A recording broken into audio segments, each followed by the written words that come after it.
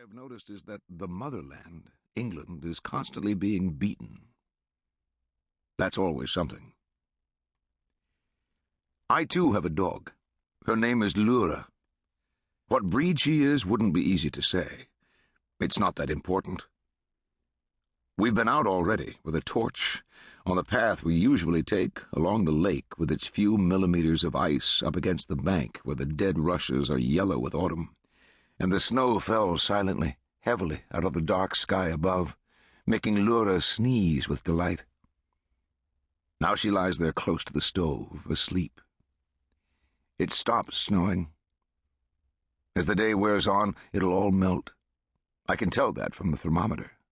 The red column is rising with the sun.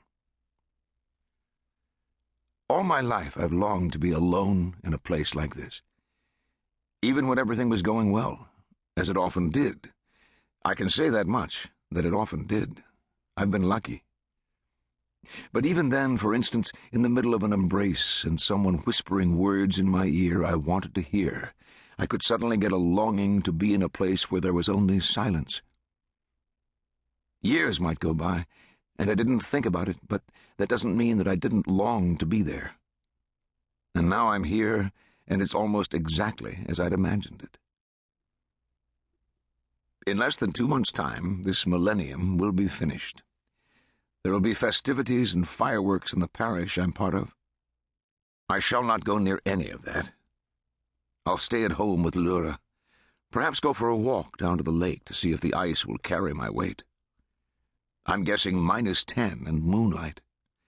And then I'll stoke the fire, put a record on the old gramophone with Billie Holiday's voice, almost a whisper, like when I heard her in the Oslo Coliseum sometime in the 50s, almost burned out, yet still magic.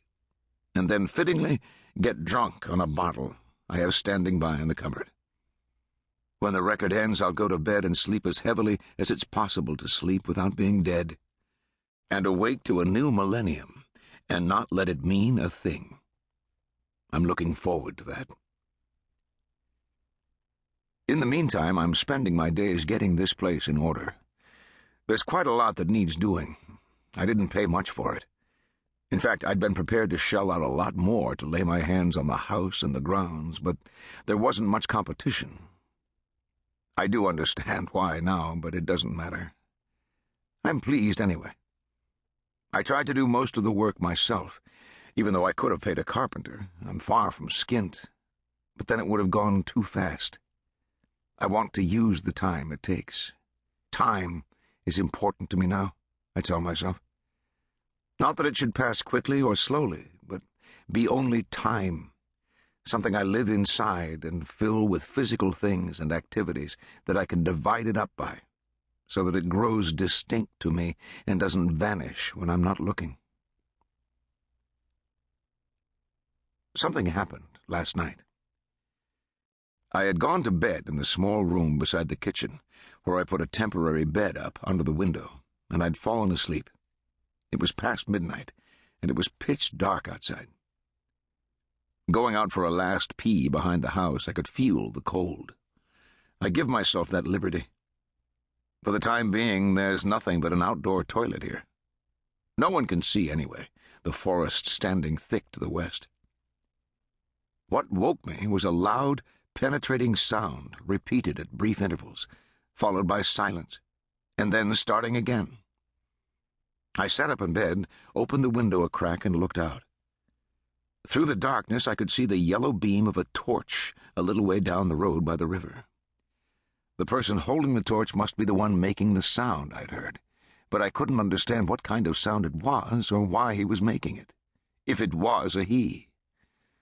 Then the ray of light swung aimlessly to right and left, as if resigned, and I caught a glimpse of the lined face of my neighbor.